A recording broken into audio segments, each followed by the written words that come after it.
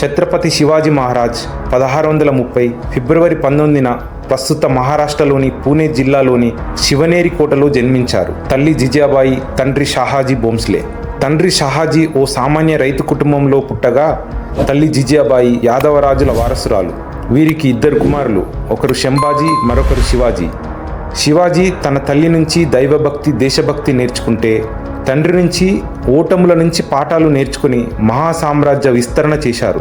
రామాయణ, మహాభారతాలు, పురాణేతిహాసాలలో వీరగాథలను శివాజీకి చెప్తూ హిందూ స్వరాజ్య స్థాపనకు ఆయన మనసులో బీజాలు వేశారు ఆయన తల్లి జిజాబాయి. షాహాజీ వ్యక్తిగత కారణాలతో కర్ణాటక ప్రాంతానికే పరిమితం కాగా చెక్కు చెదరని ఆత్మస్థైర్యంతో జిజాబాయి తన కుమారులు శివాజీ, శంభాజీని పెంచి పెద్ద చేశారు.